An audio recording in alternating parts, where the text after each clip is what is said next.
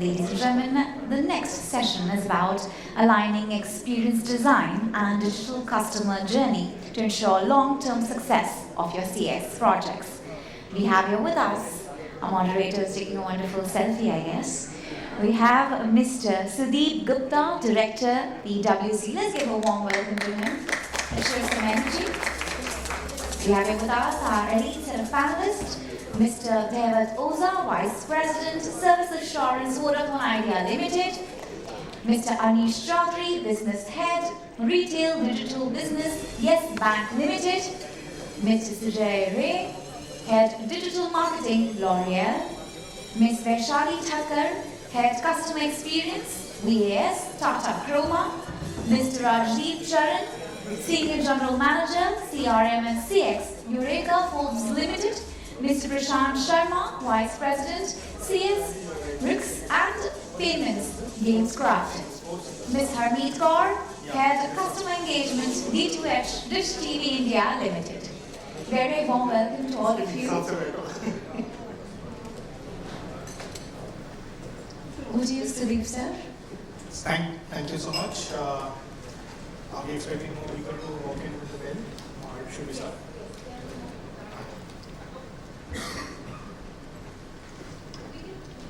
You can start? Okay, great. I think while people are coming through, let's just get warmed up. I want 30 seconds, quick comments on things that are happening right now in the space of CX and how people are trying to think and evolve. So anybody, a quick comment on generative AI, and anybody thinks that it's a toddler who's been given the keys to the kingdom? 30-second quick question, quick comments. So as of now, but I think that toddler will grow very fast. All right. That is going to happen. And I don't think so anybody is in a position to right now comment and say and predict. So predicting predictive AI is a little difficult. That's great. Predicting predictive AI. I guess it's not even toddler. Now it's like teenage, not toddler. The next one, metaverse. Enough retail brands power this panel, so quick thoughts on metaverse. Anybody? So I don't think a lot of people know the use case of metaverse. So there are some stray examples which people have attempted in the West, but from an experience perspective, I'm yet to hear or see any concrete. Last I saw is that Snoop Dogg mined that $1 billion space somewhere. After that, I think once the recession hit, all of those are out of the window. I'm not hearing any great examples of metaverse getting used. We were hearing that some companies can create their virtual stores, customer can walk in as a virtual customer and experience product and services. But I'm yet to see a live example of it. Documentation, there are a few documents which exist West, but beyond that, I've not heard anything much on that. Okay. All right. So anyways, let's get the ball rolling. So again, a very tangent question, but highly relevant, I would say. What's your thought on DIY and self-service experiences? Because today's younger audiences are pretty self-reliant, right? And they want to explore things, they want to do things on their own. So I'd like to start off by hearing from you, Mr. Dhaivat. Was a large telecom brand, a lot of things are on the mobile itself. So what's your thought on the whole self-service DIY engagement? Thanks, Sudip, for this question. And I don't think I need to explain what self-help is. Right? And thanks to pandemic, we are so much used to a lot of digitization and self-help, whether it's grocery or whether it's utility bill or anything. I come from a B2B background and specific to the ITES in telco, if I have to explain, I think self-help is a journey, and if I have to categorize into three markets in terms of automation or in terms of DIY, it's self-help, self-diagnosis, and self-healing. So the more and more network is getting complex and 5G getting launched and so much of buzz in terms of connectivity, cloud, and so on and so forth, the complexity increases, and hence there's a need to have some kind of an self-monitoring, self-optimization of the network, and so on and so forth. If I were to give a use case, I think in the telco space, what we did is self-help is something which is very basic in terms of ticket logging, incident management, and updates, and so on and so forth. Self-diagnosis is something where you need to have more and more control over your network and correlation between network and services. So, self-diagnosis, and we are marching towards self-healing. I know my network much better than anybody else, and through self-monitoring and predictability in terms of alarms and some kind of an algorithm which is built in the script, we are trying to reach to a stage where we have a self-healing kind of a situation. So my view is that more and more zero-touch devices and self-monitoring is coming into play. We have definitely journey to reach in terms of self-healing. Understood. Anish, one of the largest private sector banks, so what's your view? Because again, like Dhaivat said, a lot of transactions are happening. So how do you see that engagement model really building up for new age customers? Sure, thanks. First of all these views are personal and won't represent my company's views. I think we all know how COVID and even before that UPI, DMON, etc. have really given a fillip to digitalization across the financial services industries. But the answer is not very straightforward. Yeah. Let me break it up into 2-3 cohorts. Number one, the adoption and increase of DIY is happening at a rapid pace.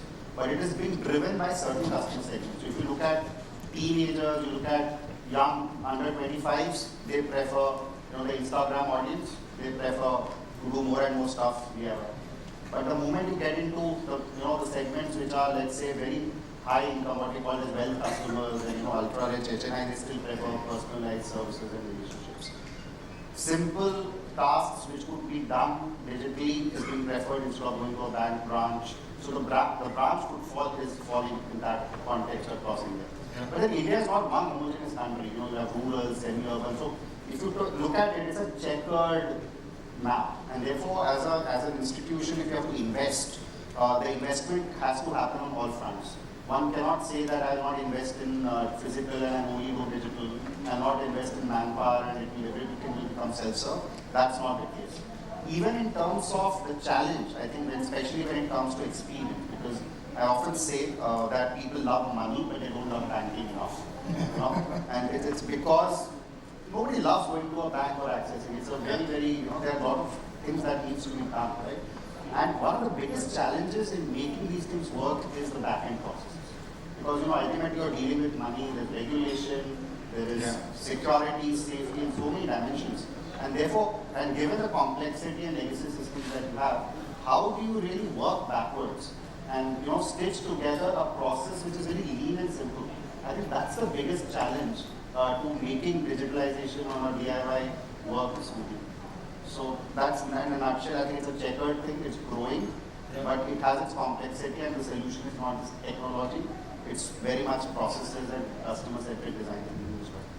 I think briefly put, so I'd like to have Rajdeep, you comment. I think the OG of consumer durable, completely service-driven. So how do you think that nature is changing in your industry? So with regards to DIY, our experience has been, say for example in our water purifier, there is something called taste adjuster, which is a feature given under this whole scheme of DIY, saying that consumer can himself adjust the TDS depending on what kind of taste he likes for the water. There are certain other, we've also tried with filters, saying the consumer can himself change the filter or not. But to our surprise today, maybe it will change in future, but today 50% of the complaints that we receive can be repaired without any part getting replaced, which means, and 20% of complaints are related to DIY. He doesn't know how to switch on the device, he forgot that he switched off the device. So I'm not sure as a society we are ready for a DIY. DIY is a culture. Just to give you an example, all of us know that many of us here can make chapati, but how many of us would actually make it in the evening and eat it as a day-to-day thing? So for us, for a DIY West, in the West, DIY is so popular because the cost of labor is very high. But in India, that pressure is not there. Today, you can get your anything done in 200 rupees. And as long as that 200 goes to 2000, there will not be a real drive from a consumer side for a DIY. Yes, of course, it increases a lot of credibility for the brand. If you know that your water purifier, you yourself can change the filter. But how many people will actually do it beyond 2-3%? I really don't see a great adoption for DIY. While as a feature, as a talking point, it's a great to have because it builds trust. Yeah. It builds credibility for your brand. But how many actually takers are there? As of now, there are a lot of features in our water purifiers. Like we get in a month, we get almost 15 to 20,000 requests. 2,000 requests for vacuum cleaners to show them how to use it. Now there are manuals, there are ton of videos online available on how to use a vacuum cleaner. But we get every month almost 1,500 to 2,000 requests where they want somebody to come and show them how to use it. So as a society, I don't think we are there yet in terms of. But as a feature, it builds credibility. It helps you, cut some of your costs, specific areas where you want to cut your costs. So DIY, every brand, at least we are working for sure on DIY. But I'm seeing a very little uptake from the consumer side, saying that if there is a feature available which they can do it themselves, beyond 1 or 2% people, not many are actually going for it. Great. I think so. Great points. I think homogeneity and the whole culture of who we are as Indians typically is a little far away from a complete DIY model. So just switching gears, I think we have a few retail brands as well in the panel. So I'll start with Vaishali. So while servicing is a big aspect of these sectors, selling also is a big one, right? And I think a lot has been already spoken about e-commerce, but new ways of shopping in the digital space is evolving, especially when the content to commerce kind of areas are still evolving. So it's no longer a very straightforward user journey or a customer journey. It can travel from one touch point to other, different medias, different channels. So what's your take on how is this complexity really impacting how you're gearing up your organization towards managing some of it? Thanks, Sudip. I'd say when I talk about a linear journey, those were the days when we had a customer support and never had a customer experience as a function, where our marketing team or a customer support team were working in silos and everybody worked on their domain to deliver their journey to the customer. The times have changed and it's been like a multi-year touch points for the customer now here, and that's why we need to talk about technology or how we can enable the customer to have a seamless journey, and it's basically dependent on the customer and it's his choice which touch point he is taking, or it can be an intermediate journey. I mean, a journey taken through a chat, dropped at a chat, started at a walk-in in the store, or may end up in a e-commerce sale. So we have to ensure that the entire experience that the customer gets has to be seamless, and the most important thing here would be we have to listen to the customer. So there has to be a very robust feedback mechanism here, and this has to be completely evolving journeys. So I would want to talk about a relatable example, or maybe I can talk about a journey that has actually evolved in our business. So what we looked at was a typical laptop sale that happens in a retail store. So a customer comes in, takes the laptop, understands the features, the specifications, and then the sale typically happens. What we understood is during the COVID, post-COVID, a lot of customers had questions like, how do I set up the OS? How do I set up the backup key? Or how do I do the disk fragmentation? And what we realized is the customer is then going to a techie then somewhere in their local area and then taking a support. So that emerged into a service called a laptop service, which was then introduced in the store. So this was typically the thought was the customer now comes in, buys a laptop and a plan where a setup is done completely. Okay, so this was one journey we tried to build. Maybe this was just a journey that was started, but later on what we realized is we need to start the same thing on the e-commerce platform. So might as well start this journey for a customer who is buying a laptop, but now how do we do the setup there? So then came the remote setup. So you take the customer's system on remote and then do the complete setup. So these are two linear journeys that we started. And what we realized when we started talking to customers, the expectation was I want a remote setup here, or maybe after 3 months I need a service, but I don't want to come to your store again carry my laptop. So give me a remote service there. Or the customer who is sitting, I'm trying to do a remote setup, says, I don't understand, I've just bought a laptop, send your techie there. And that's how we realized that, all these journeys which were like a straight journey needs to be oriented properly so that, with different touch points as per the customer's expectations, these journeys then end up finally giving the customer the breakthrough experience that the customer is looking for. Now, what's coming up next? Okay, we try to integrate journeys and give seamless experience to the customer. Yeah, we are still listening to the customers. Customers now expect that I don't want to wait. Give me an immediate service. Or allow me to do a self-service and book a time slot. Like I want a service at 8 p.m. in the night. So please allow me. Either you do a remote setup or you send your techie. So these are like the evolving journeys that we are now working on and trying to match the customer expectations. So I would want to say listen to the customers. They give you subtle clues on what is their expectation, and that's how you will enhance your service. Great. I think Sujay, she has a retail store, you don't, but your brand is one of the leading brands, and you're primarily thriving on brand ambassadors, a lot of engagement.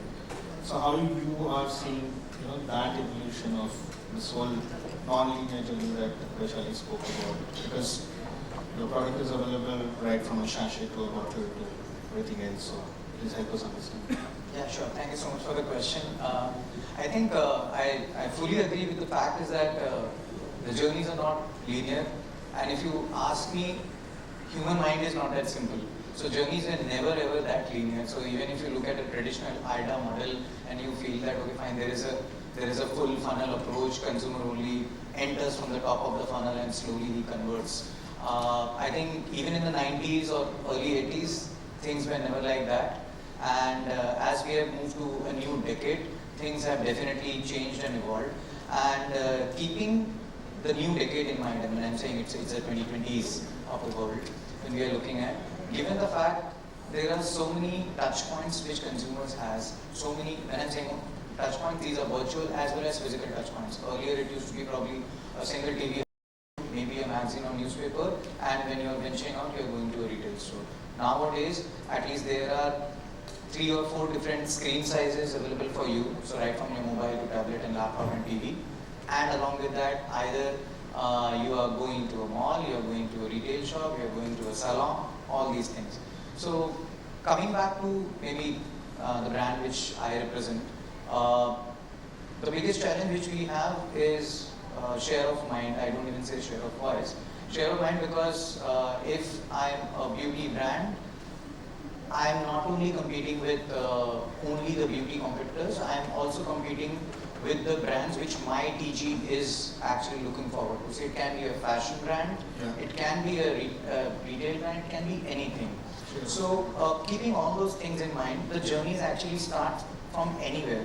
So the consumer might be binge watching on Netflix and would have seen a new hair look, and the consumer wants to mimic that hair look. The first thing the consumer will do is they will go and search, okay, Taylor Swift, this color, and that is when they realize, okay, fine, this is a very different kind of coloring that they need to do, and then they start doing a search. So that's a very interesting journey, very unique journey. So then as an organization, we just kind of ensure that we do a lot of content marketing so that when somebody is searching, my content comes up.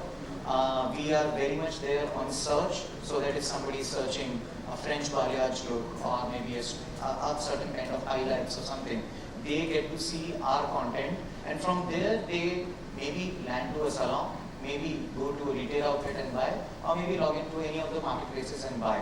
So that is how we are looking into it. Similarly, when it comes to push marketing side of it, we also need to be cognizant of the fact where all my TG is consuming things, and accordingly we kind of build our push strategy.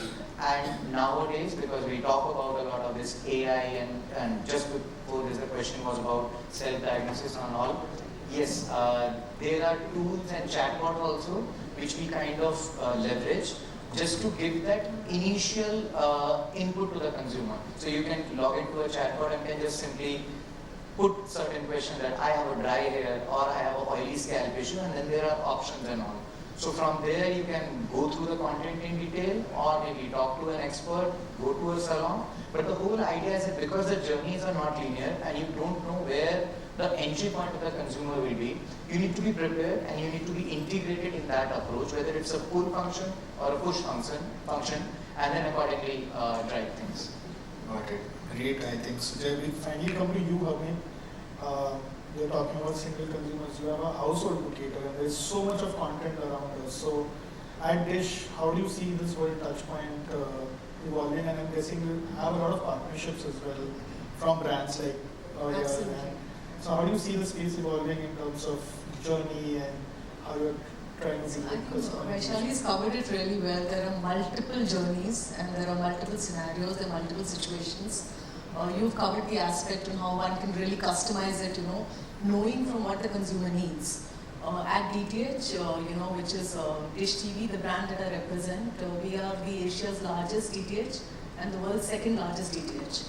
So by the time we breathe in and we breathe out, we've acquired one new customer. That's the pace at which we're running. We already have accumulated 40 million plus subscribers and growing. This customer, every touch point that he comes to, or every time he makes a purchase for us, is actually a trigger point of creating a journey. So he comes, he buys a box. A box could be an Android, could be an HD, could be a high definition, could be a standard definition box. He comes, he enjoys a certain kind of pack, multiple content that you mentioned. So he could be an HD customer consuming Hindi, consuming English, or he could be from the hinterlands and the heartlands. So the spread that we have is across 5,000 towns, more pin codes than the postal pin codes of India. And that spread means that I have a whole lot of audience to cater to. Journeys are complex, yes. They're no longer as linear as one would want them to be. So the question really is that, when this complexity is growing with new tools getting added, the whole digital space exploding, how does one really simplify and try and make this journey into not a everyday race? Because otherwise we will be running saying that, okay, today he touched from that touch point and here's a new journey I need to create. Because the pace at which the customer will move, for the organization to move at the same pace is going to be very, very difficult. So what we follow at DishTV is a very simple rule which can be adopted by anyone really, is a two-axis rule. So on the x-axis, you have the customer on who he is, which is, he could be a high definition, he could be a standard definition, he could be a rural or an urban. Like you mentioned that, there is an aspect of customers of various variety they are. So that's where we cover the x-axis. On the y-axis, what we cover is what he does. So simple, who he is and what he does. In between lies all the quadrants of that 40 million customers falling into tiny cells, which makes a complex matrix. That complex matrix, when you look at like-minded people, like-minded groups, that's when you will create segments. Those segments is what we generate as segments. We have 8 specific segments for the rest of India and 8 separate segments for the South India. Because South behaves very differently than the rest of India. And that's picking up each of those segments and creating their journeys across our touch points with the vision of empowering customers, which is the whole DIY space that we spoke about, and yet humanizing the whole digital space where the customer wants to be in touch with you, is critically how the whole strategy on the customer journey space works for us. Difficult, I'm sure some of you, if you are a Dish TV or a D2H subscriber, maybe there are instances you did not get a satisfactory response.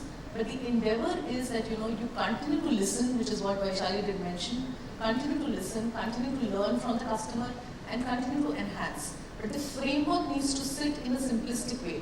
For a customer, he doesn't need to know that all the complexity that lies behind on the background to deliver him a smooth and seamless customer journey.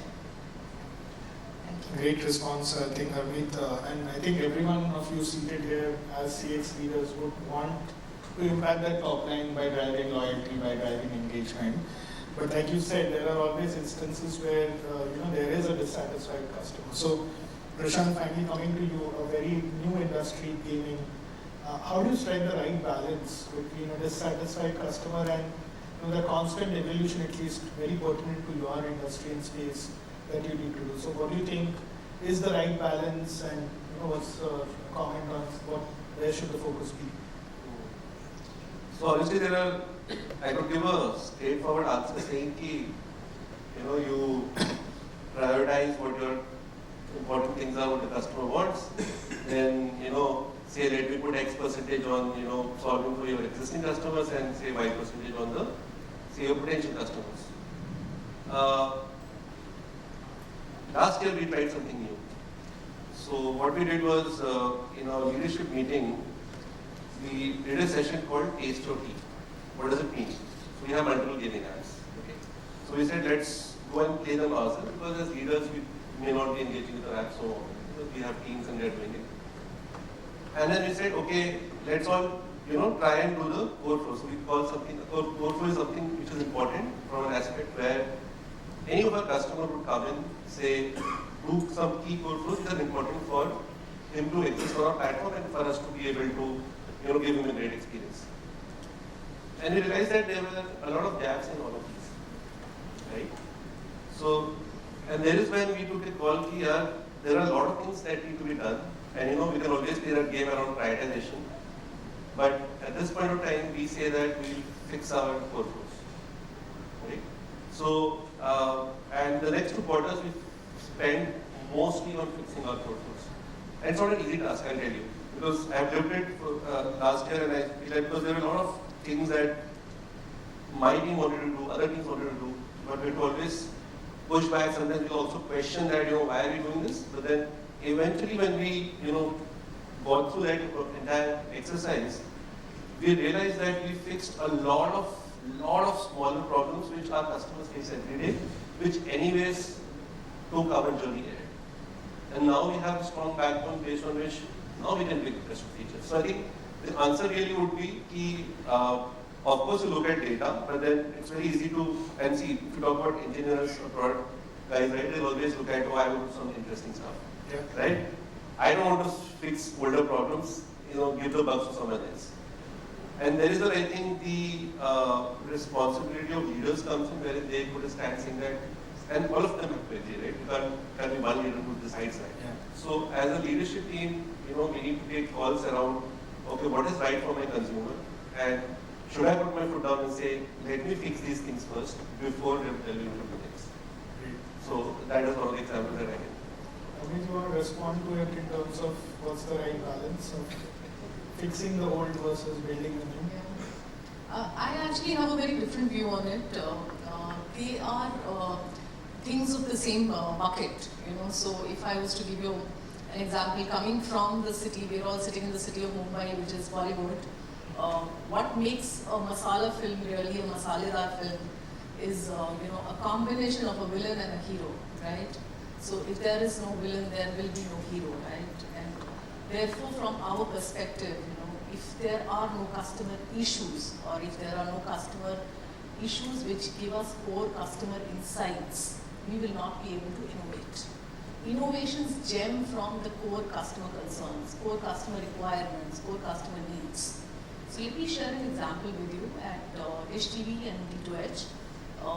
DTH as a category, and I'm sure if I ask how many of you are really watching DTH, and I will have a whole lot of you say that we've switched to OTT, right? Is that true? How many of you are watching DTH? None of you? Okay. So yes, okay. So yes, we are facing that pressure. The DTH is going down. So there are actually 2 sides of the spectrum. There is a customer that's moving to OTT, which is people like you and me too, right? All of us are moving to OTT. And there is the other set, the very rural customer, who's actually moving to FTA, which is not the paid DTH, but the free-to-air DTH. Yeah, so that's the pressure the category is facing, irrespective of which brand it is, right? So we understood this need of the customer. There is one way that we say that, no, we want to retain you.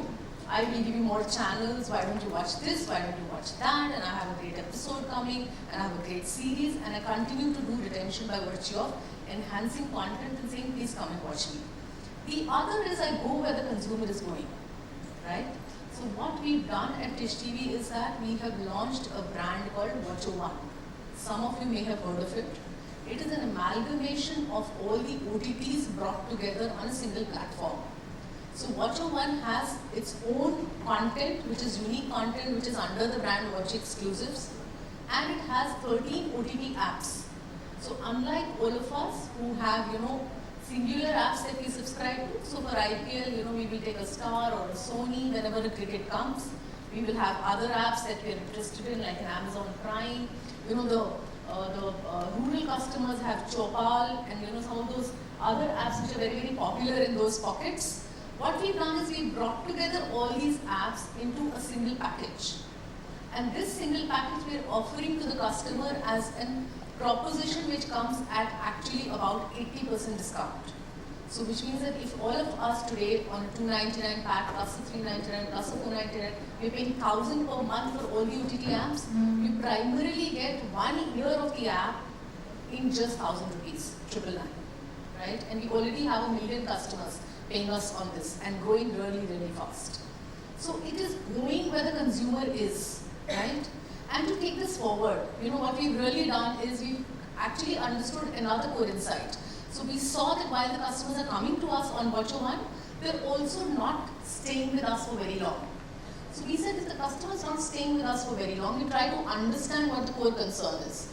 The core concern is that we switch on and off our apps. So every time there is great content on Netflix, and we say, oh, there's a new series, I go to Netflix. Or if I say that, okay, Amazon Prime has this new movie that's just launched, I don't know, I think Pathaan is on, so maybe you saw the Pathaan and you said, let me pick up Amazon Prime, right? So what we've done is that we've launched a feature where the consumer has the flexibility to switch the OTT. He has a pack that contains 2 fixed OTTs and 2 switchable OTTs. And this is first time in the history of the world that such an offering has been created. And it's come from what? A consumer problem. A consumer insight of saying, I can't stick to the same.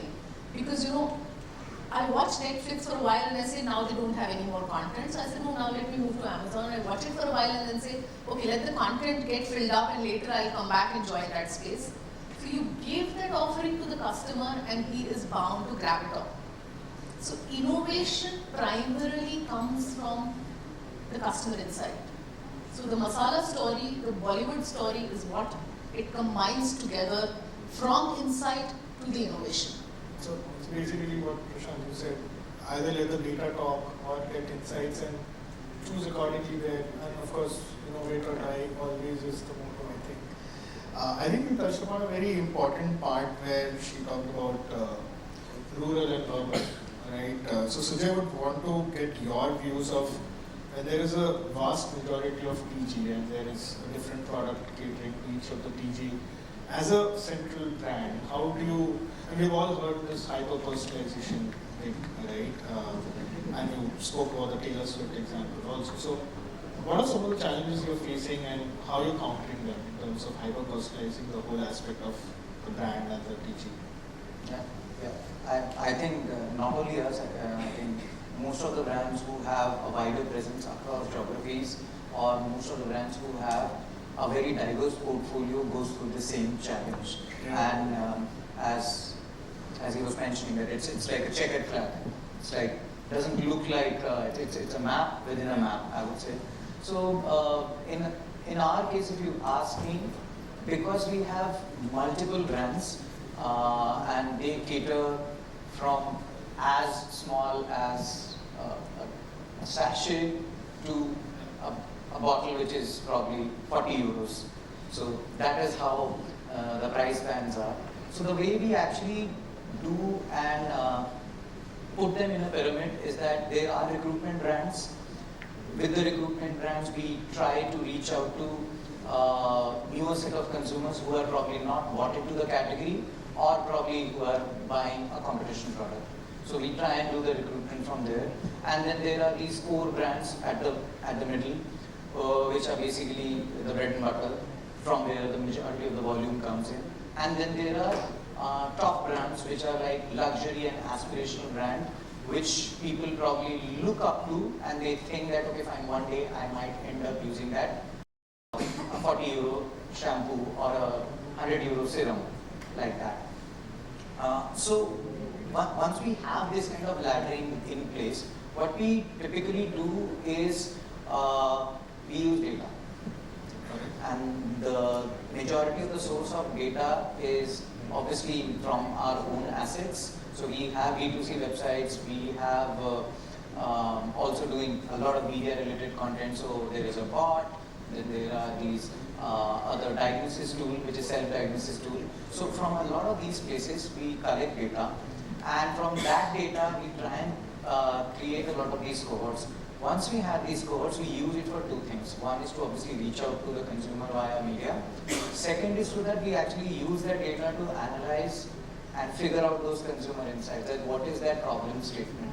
So somebody who is using a 10 rupee sachet has a very different challenge in their life, and there is a very different insight compared to somebody who is invested in a 40 euro serum, because their problems are different. Yeah. So then we utilize that, and then from there we kind of figure out customized solutions in terms of how. So at the end of the day, once I have the data, there is a value add which I need to make to the consumer's life.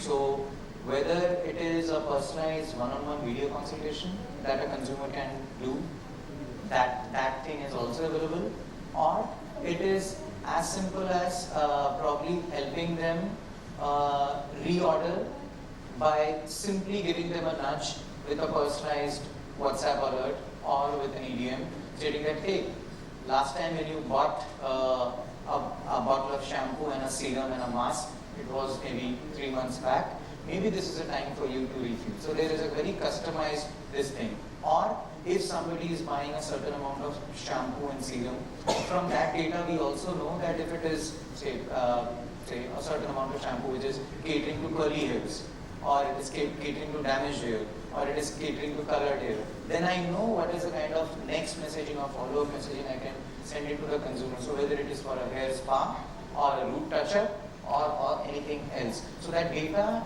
helps me add value to the consumer's life. Otherwise, consumers also don't want brands to just keep bombarding them messages. Yeah. There has to be some amount of value exchange that needs to happen. Well put together. Vaishali, quickly to Chroma's expansion into tier 2, tier 3, some of the semi-urban places. How do you hyper-personalize the store from that standpoint of value-added services? Because I think the technique of selling, the operating procedures might be very different from a store in Mumbai versus, let's say, a store in Bhilai or so the thoughts could.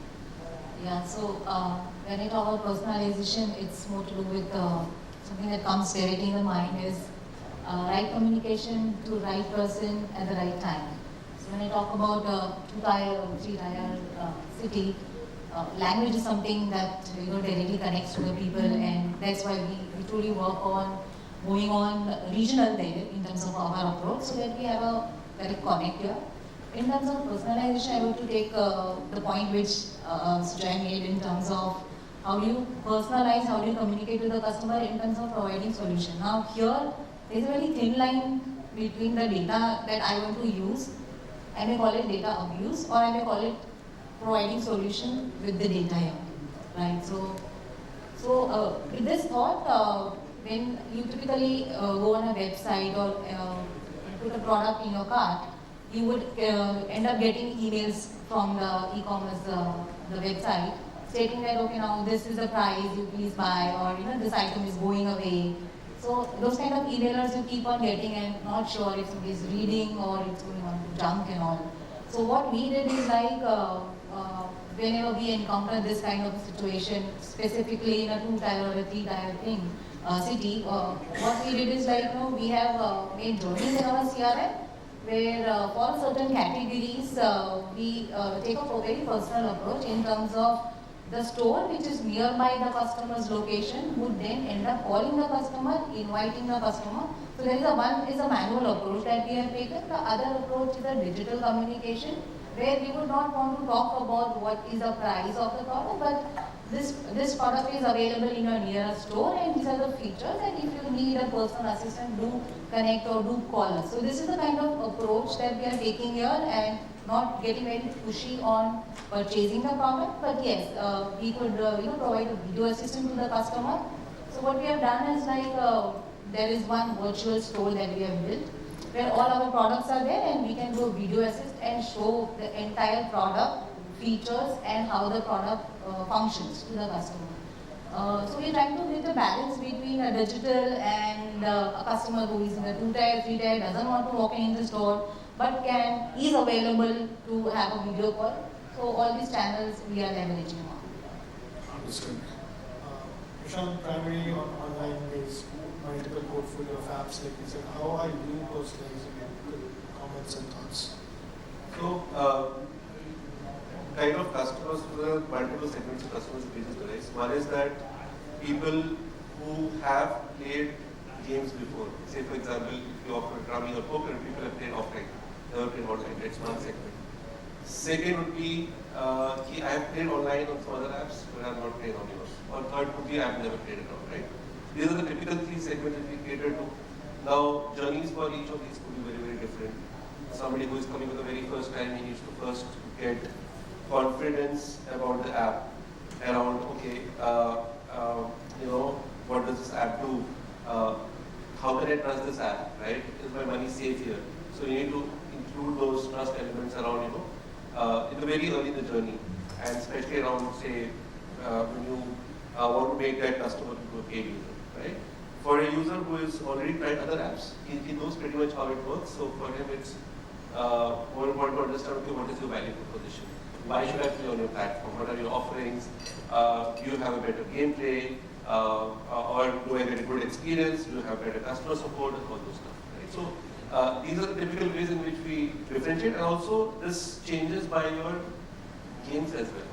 So for Rummy and Poker, you have a little more mature audiences because those games are anyways played when Rummy, most of us play in India during Diwali or right? And Poker anyways there is a good niche audience around it. But casual games. So this is the audience where you'll have fleet of people coming in. Say they hear an offer, they'll come in. Okay, let me go and try 5 rupees and very free, right? But then they will not really stick to a platform. So the modus operandi of kind of ensuring these customers understand your value proposition will be a little different.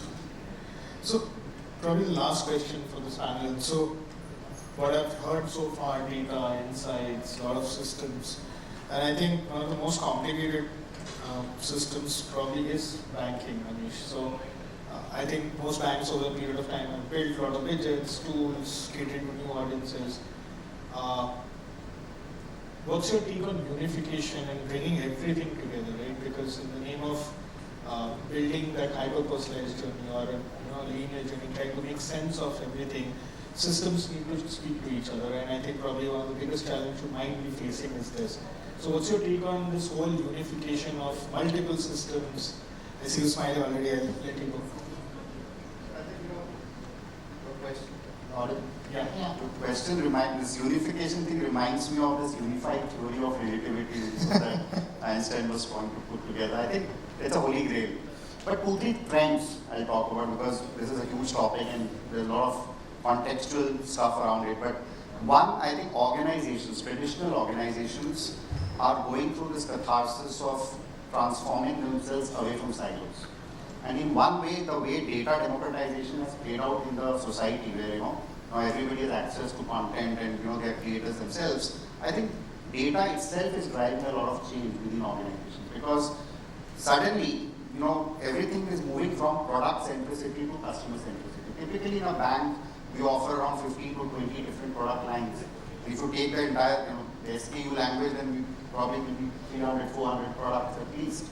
And then we are dealing with a product which is invisible.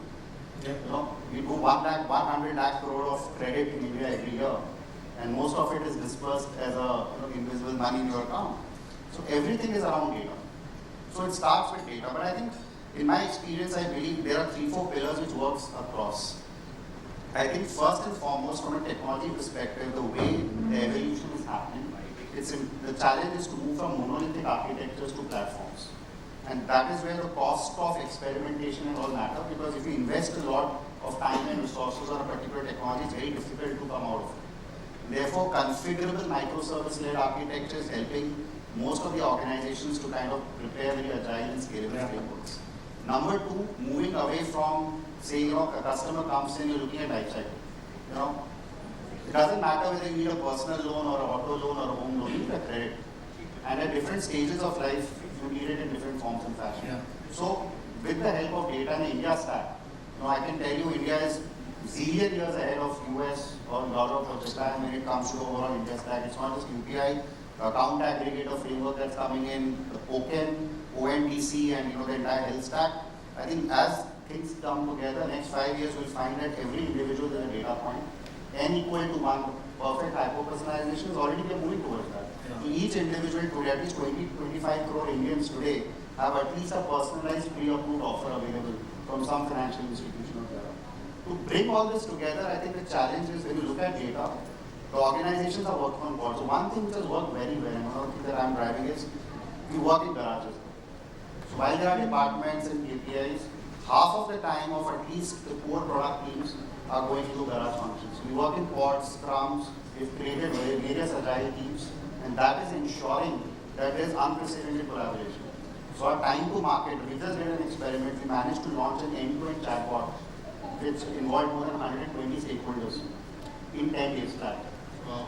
So all these experiments are now giving confidence to people that even in a large organization with more than 26,000 employees, you can actually bring change like a startup or a fintech with all the onerous regulations, etc. that we have. So it's a combination of culture, way of working, processes, and platformification, which will get us there. It's a holy grail. It's a continuous improvement that you keep. Sure. Rajdeep, quick comments again. Youth service-led industry, a lot of people, a lot of data. Yeah, so in my mind, I think diversification and unification is like a yin and yang. It always follows each other. So you're in any typical organization, you'll have marketing or sales team who will push for diversification, saying that there is this customer, if you customize this, then I can offer him this, I can do this much extra sale, I can do this much extra sale. And then there is finance and they will always come back and say, no, while you can offer this, but this is not viable, this is not justifiable. So it goes on. So classic case, when the lockdown came, a lot of people came and said, no, SMS doesn't work, let's go to WhatsApp, let's do this, let's do that. And we ended up implementing WhatsApp every nook and corner of our business. And now finance is behind me with a stick saying that the WhatsApp SMS bill used to come close to 2.5-3 crores, the WhatsApp bill has come to 14 crores. so now I have to go back and say where I can optimize it, how do I consolidate it. So and it happens in the product also. Right now the buzzword is IoT. And I'm sure 2 years down the line, somebody will come and say, what have you done? This can't be sustainable. So it goes on and on in a cycle. So there are a ton of examples. I can quote right now some 15 such examples where when they were implemented, they were cutting edge, they were all making those incremental revenue numbers, but 1 year down the line, when you look at when finance team starts to look at, justifying and viability of it, a lot of things get then streamlined. So it's a continuous process, be it product, service, any functionality, anything that has to go on. Great. We started with you, Mr. Dhaivat. Any comments on this? Because yourself is again a large retail, just online, physical experiences. Thanks, Sudip. I think Harmeet is almost on her toes, but I'll not take more than a minute, Harmeet, sorry. So, see, unification is definitely made of an art. And if you see how challenging it is definitely a challenging thing. Organizations moving from a legacy to a new platform and new front-end tool is definitely a journey which one has to cross. My personal view is that we Indians are typically getting a very short-term and quick fix, something which is customer is in need. Create a tool, integrate it with 1 or 2 systems, give it to customer, let it get through. I think that mindset slowly has to get changed in terms of the long-term plan. And from a technology point of view, nothing can't be done. It is something which is people and process which has to speak it so well that you can create a unified experience to your customers. While you have 100 systems in the back end, but something which I will say that people and process will make a difference in terms of how technology can be enhanced and empowered the customer. Thank you. I think we're 2 minutes over time, but I think we've done well as a panel. Definitely. Hope the audience has received enough and more food, from the knowledge that was shared here. So thank you again for hosting us, and thank you panelists for sharing your words of wisdom with everyone. Thank you so much. Wow, that was a panel discussion sprinkled with one of the best examples out of all the panels. Thank you so much. We've had such wonderful sessions, and this has added to those sessions. So let's have a bigger round of applause for them, please. And I request Mr. Sudip Gupta to please present the token of appreciation, that is the goddess Lakshmi, to all the panelists for imparting their valuable knowledge to us.